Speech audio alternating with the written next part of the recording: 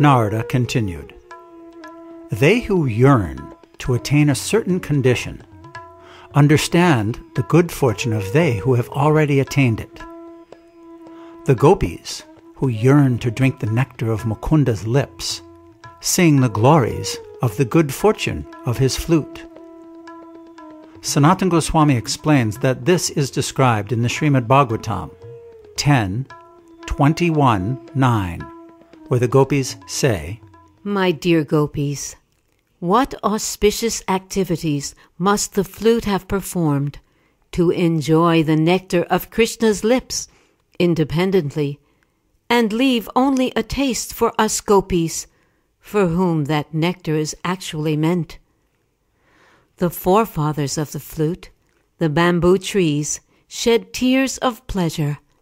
His mother, the river on whose bank the bamboo was born, feels jubilation, and therefore her blooming lotus flowers are standing like hair on her body. "The Lord is so wonderfully attached to the people of Braj, and eternally so full of love for them, that he has no desire at all to see his eldest son, Brahma, who, attracted by the flute, bows before him and recites prayers. Charmed by the people of Vrindavan forest, who know wonderful mantras and magical herbs, the hero of Braj is not eager to speak even for a moment with persons like me, for whom his lotus feet are the only goal. Who can describe their attachment to him, aware only that he is the son of the cowherd Nanda, and elaborately serving him with love? They always pass the time in great anxiety. They are beyond time. Their feet are worshipped by us, who are filled with the opulences of transcendental knowledge. They are flooded with a bliss greater than what is in Vaikuntha. They are worshipped even by the Yadavas. The people of Braj were not enchanted by Krishna. It was Lord Krishna who was enchanted by them. That is the truth.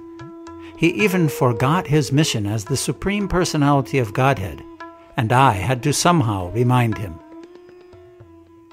Sanatana Goswami explains that the Lord sometimes forgot his mission of killing Kamsa and doing many other things, and by offering prayers, Narada had to remind him. Examples of Narada's reminders are Srimad Bhagavatam 10:37-13 and 10:37-15. Wishing auspiciousness for the Yadavas, how did intelligent Akrura take the Lord as if by force from Braj to Mathura city? Sanatana Goswami explains that the question posed in this verse is answered in the following verses. By hearing intelligent Akrura's descriptions of the great sufferings of Devaki and Vasudeva, Krishna was convinced to go. This is described in the Harivamsa, where Akrura says, "Your aged parents are now slaves, tortured by the sadist Kamsa. He can never leave the people of Braj. He returns to Braj at every moment. He lives there and enjoys pastimes there eternally." Sanatana Goswami explains that the Lord leaves Braj and then returns to Braj again and again in his pastimes. Eager to see what actions, pleasing to his heart, the people of Braj do when they are tossed by the waves of separation from him, the Lord sometimes hides in the depth of the forest groves. I think this action is a very rare gift, the crown of what the all-generous gives to they who are most dear to him. Sanatana Goswami explains that some people may protest that it is not right for the Lord to separate himself from they who cannot bear even a moment's separation from him. This verse answers them. The gift here is the most intense love for Krishna. It is so rare that none but the people of Braj are able to attain it. It is described in the Srimad Bhagavatam 10:47-27, where Uddhava tells the gopis, "My dear gopis, the mentality which you have developed in relationship with Krishna is very, very difficult to attain, even for great sages and saintly persons.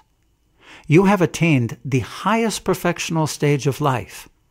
It is a great boon for you that you have fixed your mind upon Krishna, and have decided to have Krishna only, giving up your family, home, relatives, husbands, and children for the sake of the Supreme Personality.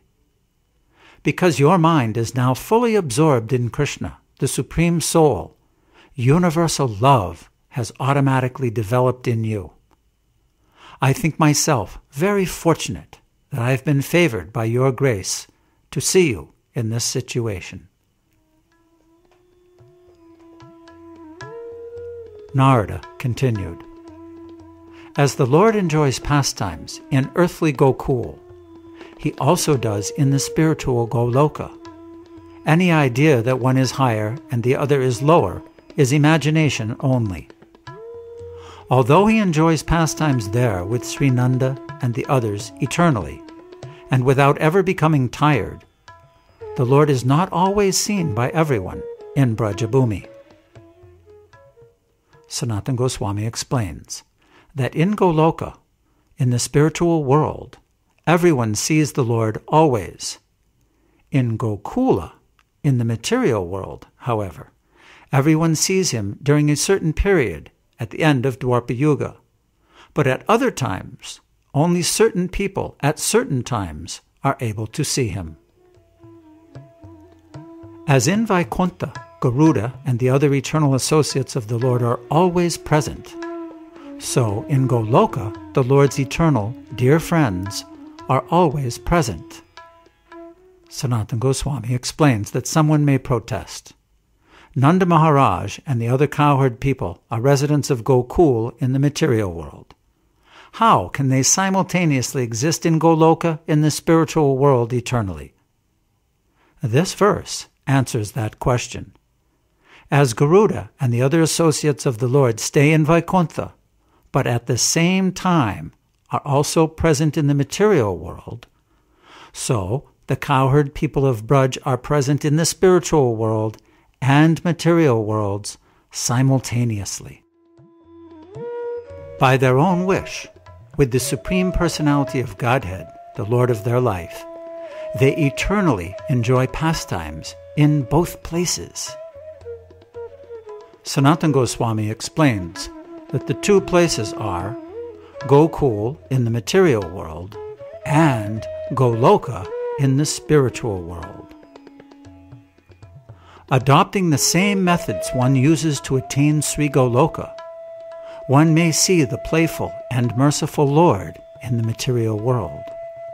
O dear one, why are you so eager to see the sweetness of the pastimes at Lord Gopal Dev's lotus feet? Sanatana Goswami explains that here Narada rebukes Gopakumar for desiring something so rare and difficult to attain. O brother, know that this is very difficult to attain. The way to attain it is very difficult to follow. That is my final conclusion. Sanatana Goswami explains that here Narada Muni speaks of attaining Goloka in the spiritual world. Most living entities do not know what should and what should not be done. Some few men know what should be done. Many are intent on economic development and sense gratification. Some follow the duties by which one attains Svargaloka. Some perform religious duties without material motive. Of them, some aspire for impersonal liberation. Some are liberated Paramahamsas, and of the Paramahamsas, some are great souls devoted to service of the Lord.